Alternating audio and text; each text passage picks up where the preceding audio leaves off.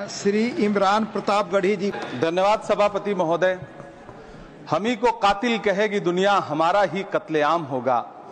हम ही कुएं खोदते फिरेंगे, हम ही पे पानी हराम होगा। सभापति महोदय, सन 1947 में दिल्ली की जामा मस्जिद की तारीखी सीढ़ियों पर खड़े होकर के भारत रत्न मौलाना अबुल कलाम आजाद साहब ने कहा था कि मुसलमानों कहां जा रहे हो, ये है तुम्हारा मुल्क, यहां तुम्हारे आबाओ अजदाद की कब्रें हैं। उस वक्त मौलाना आजाद की ये सदाएं सुन करके लोगों ने अपने सरों की गठरियां उतार करके रख दी थी।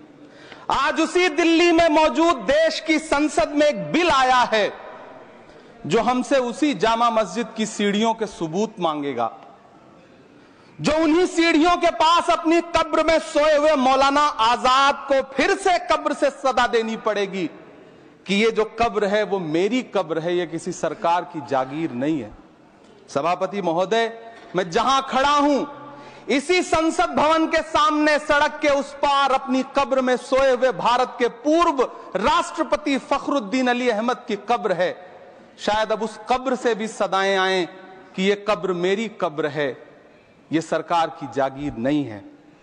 सभापति महोदय, मैं वक्फ कानूनों में किए जा रहे संविधान विरोधी बदलावों के खिलाफ बोलने के लिए खड़ा हुआ हूं। संविधान का आर्टिकल 14 हो, 29 हो, 30 हो, चीख चीख कर कहता है कि देश में सब बराबर के हकदार हैं। आर्टिकल 26 कहता है कि सबको अपने अपने मजहबी कामों के लिए मंदिर, मस्जिद, गिरजाघर, गुरुद्वारों का निर्माण करने का हक है और उसका रखरखाव का भी हक है। लेकिन डॉक्टर बाबा साहब अंबेडकर के संविधान को हर दिन कुचलने वाली ये सरकार देश के मुसलमानों से नफरत में इतनी अंधी हो गई है कि खुलेआम देश की संसद में देश सरकार के माइनॉरिटी मिनिस्टर साहब और होम मिनिस्टर साहब झूठ बोलते हैं और देश को गुमराह करते हैं। झूठ शब्द असत्य बोलते हैं। सरकार ने इस बिल का नाम उम्मीद रखा है।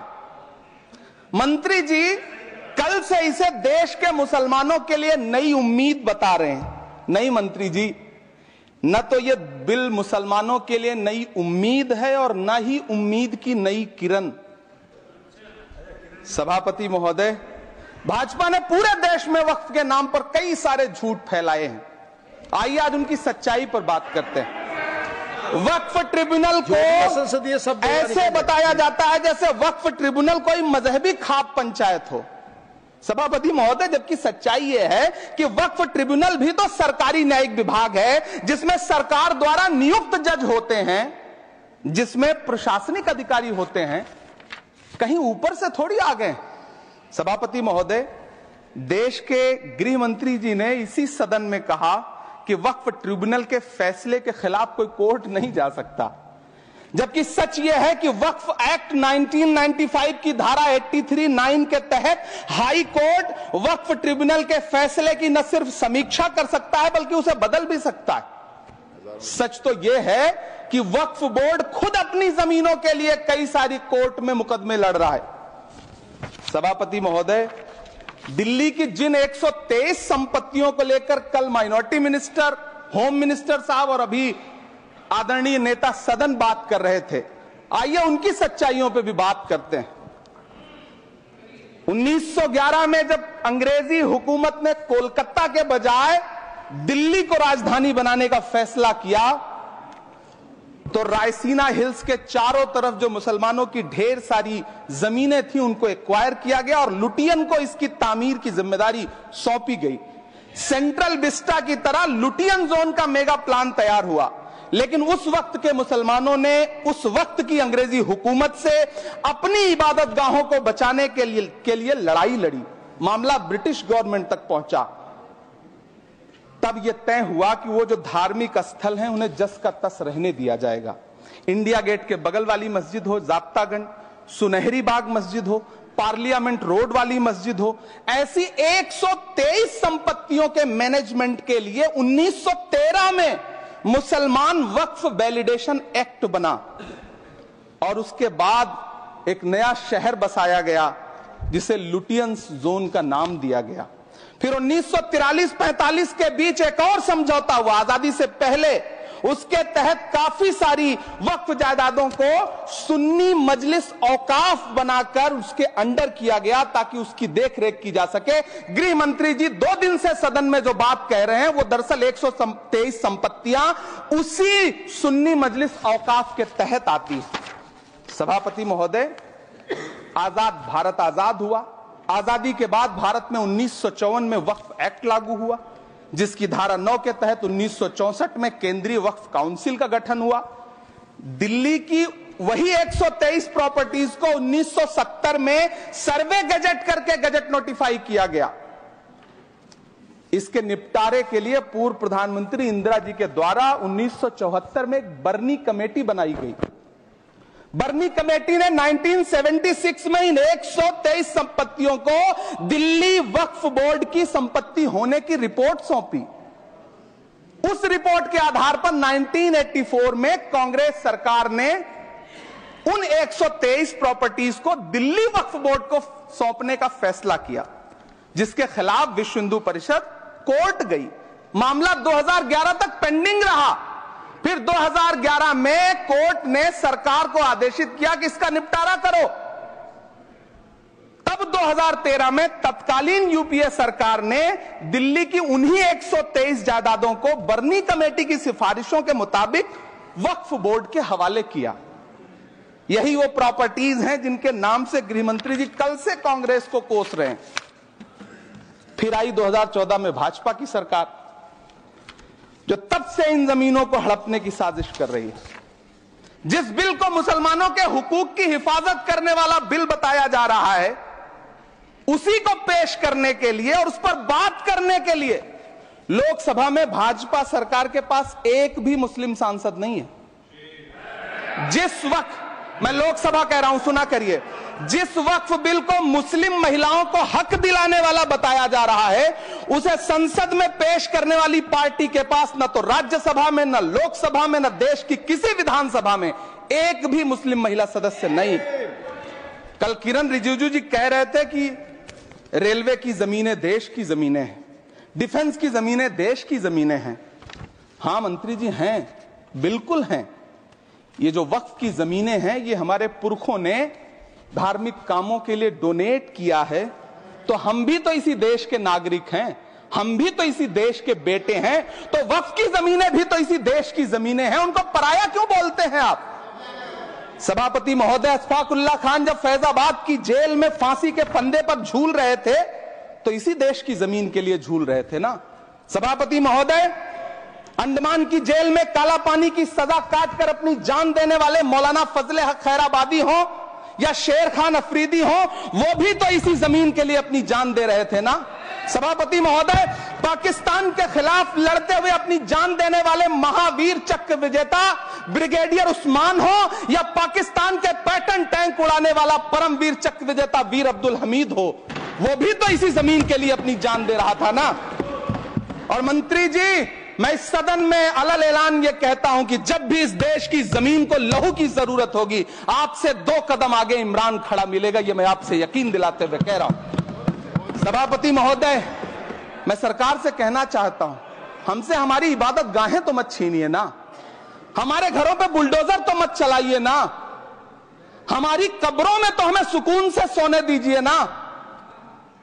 सभापति महोदय, माइनॉरिटी मिनिस्ट्री का बजट कट करके, मुस्लिम बच्चों की स्कॉलरशिप बंद करके अब सरकार कह रही है कि हम वक्फ की आमदनी से गरीब मुसलमानों का भला करेंगे।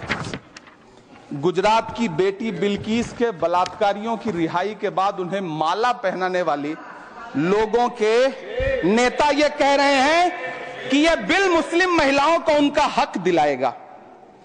धन्यवाद मोदी जी, क्या बढ़िया सौगातें मोदी दे रहे हैं आप। पहले हमें गुजराते मोदी दिया, आप सौगाते मोदी दे रहे हैं। लेकिन यह सरकार इतना याद रखे कि इसी ठसक के साथ देश की संसद में सीए का कानून भी लाया गया था और कहा गया था बड़े बड़े भाषण देकर के कि पड़ोसी देशों से हिंदू भाइयों को ला करके यहां नागरिकता दी जाएगी। लेकिन मैं आपके संज्ञान में लाता हूं सर कि पिछले इतने दिनों में इनसे नागरिकता लेने के लिए 2000 व्यक्ति भी नहीं आए, जबकि इसके उलट इन्हीं की सरकार में पिछले 10 साल में 15 लाख से ज्यादा भारतीयों ने भारत की नागरिकता छोड़ करके दूसरे देश में जाकर के बस गए। यह हुआ उस कानून का अंजाम। सभापति महोदय, इसी तरह की जिद के साथ किसानों के खिलाफ भी कानून लाए गए थे। जिस तरह आज वक्फ के फायदे गिनाए जा रहे हैं, उसी तरह से किसानों को भी कृषि कानूनों के फायदे गिनाए गए थे। लेकिन अंजाम क्या हुआ?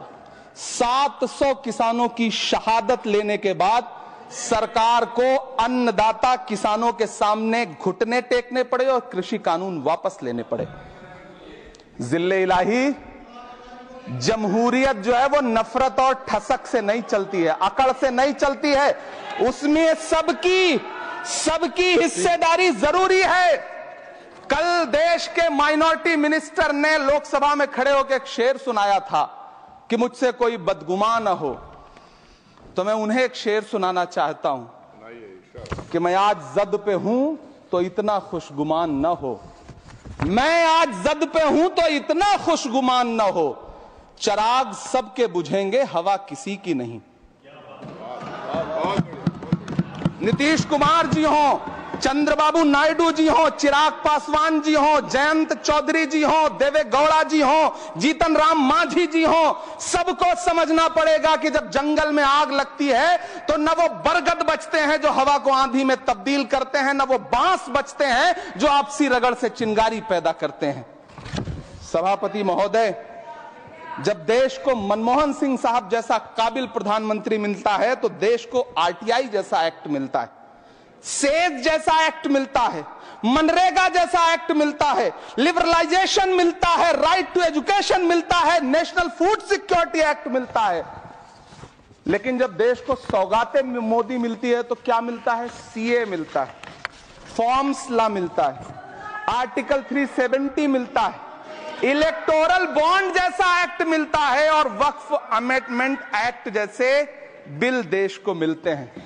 मुझे तो अपने हमवतन भाइयों से पूछना है कि आपको अपने बच्चों की तरक्की, खुशहाली और नौकरी की दरकार है या फिर मुसलमानों की दान की गई जमीनों को लूटकर धन्ना सेठों को देने की साजिश करने वाले कानून की? सभापति महोदय, यह सरकार रात के 3 बजे तक पूरे देश को जगा करके संसद में अपने ही नागरिकों को नीचा दिखाने के लिए वक्फ बिल ला रही थी, तो उधर रात के 1:30 बजे अमेरिका हम पर 26% टैरिफ लगा रहा था। सरकार की प्राथमिकताएं देश को पता। सभापति महोदय, मैं बहुत भावुक हूं आज, और मुझे अच्छा लगा कि आदरणीय नेता सदन जगत प्रकाश नड्डा जी ने बहुत अच्छी बातें भी की, मन से बातें की। क्योंकि उनके नाम में प्रकाश जुड़ा है तो मैं उनमें हमेशा एक रोशनी की किरण देखता हूं। मैं उनके सामने बहुत अदब से यह बात कहना चाहता हूं कि चरागों के सफर में दबदबा हो आंधियों का तो फिर अंजाम जुल्मत के सिवा कुछ भी नहीं होगा। यह दुनिया नफरतों के आखिरी स्टेज पर है, इलाज इसका मोहब्बत के सिवा कुछ भी नहीं होगा। मैं भावुक हूं, मेरी पलकें गीली हैं। अगर देश की एक बहुत बड़ी आबादी को लगता है कि आप उसका भला करने के लिए नहीं बल्कि उनकी इबादतगाहों, उनकी कब्रिस्तानों, उनकी खानकाहों को बर्बाद करने का बिल ला रहे हैं, तो फिर आप अगर समझाने में नाकामयाब रहे हैं तो यह आपकी नाकामयाबी है। पहले समझाइए, उसके बाद कोई बिल लेकर के आइए, तब शायद हम आपका इतनी पुरजोर तरीके से विरोध ना करें। लेकिन सभापति महोदय, मैं अंत में सिर्फ इतना कहना चाहता हूं कि इस बिल में जो भी पॉइंट्स दिए गए हैं, बॉम्सी पोर्टल देख लीजिए, सरकार का झूठ आपको पकड़ में आ जाएगा। हम डरे नहीं हैं, हम सिर्फ सरकार से अपील कर रहे हैं कि हमें अपना समझिए। हम आपके अपने हैं, इस देश के नागरिक हैं और आप ताकत में हैं। संख्या बल के आधार पर बिल हो सकता है आप पास करा ले, लेकिन आपको यह बात समझनी पड़ेगी कि हम तो वो तारीख हैं, जहनों में रहना है जिसे, कागजी पुर्जे नहीं जो फाड़ डाले जाएंगे। जिस जमीन पर मैं खड़ा हूं यह मेरी पहचान है। आप आंधी हैं तो क्या मुझको उड़ा ले जाएंगे? आपको यह बात समझनी पड़ेगी।